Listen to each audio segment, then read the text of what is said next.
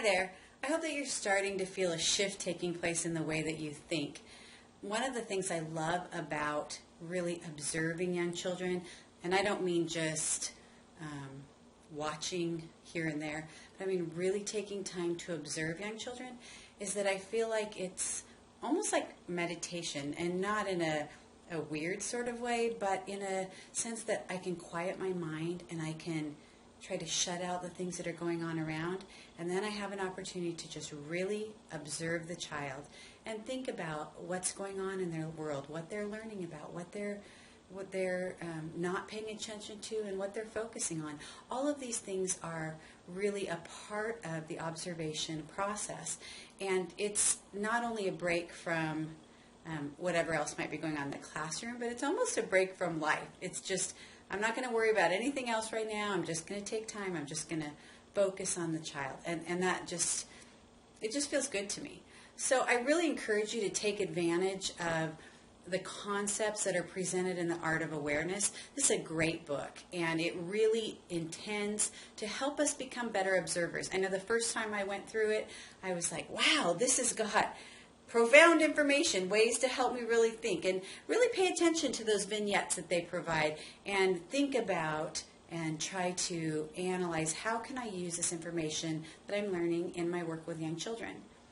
More and more, our society has started to use assessment as a way to assess teacher performance based on the performance of the children. And so if you work in a state-funded program, you probably are already aware that the state of California requires that regular assessments be done. And these assessments are called the DRDP, or Desired Results Developmental Profile. And they're updated from time to time. The last one was in 2015.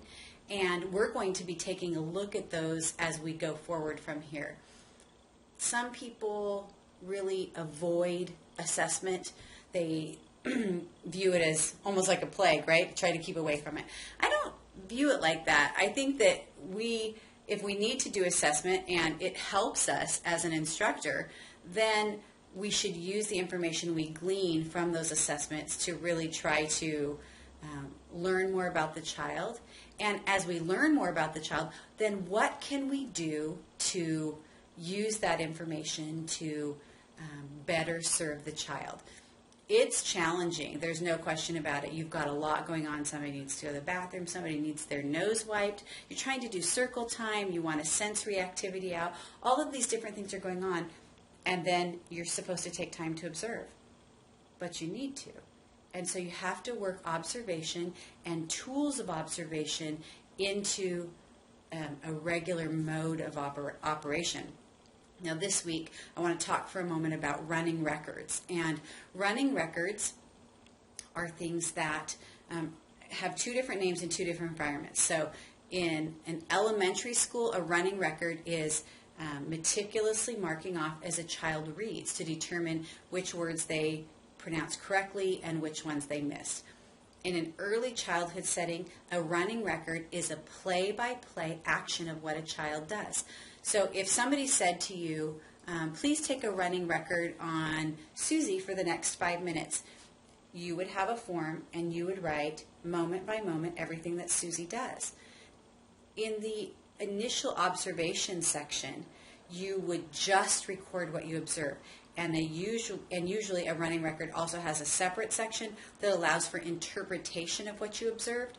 But your first recordings of the running record are simply everything that is observable, not your assumptions or thoughts about what you observed. There's time for that later.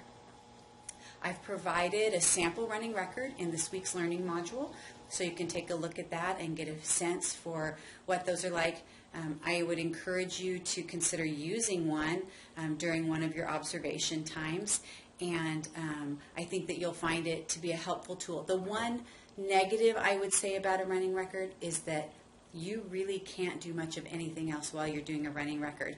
And if you're in a classroom setting, that's extremely difficult because usually you are responsible for children. So unless you have time to just set yourself apart and be able to just observe, most people are going to use anecdotals as opposed to running records. But sometimes a child is struggling with something, or you're trying to figure out why something is happening, and you might use a running record play by play to see what's going on in this child's world and perhaps what's going on and what's leading up to a particular behavior.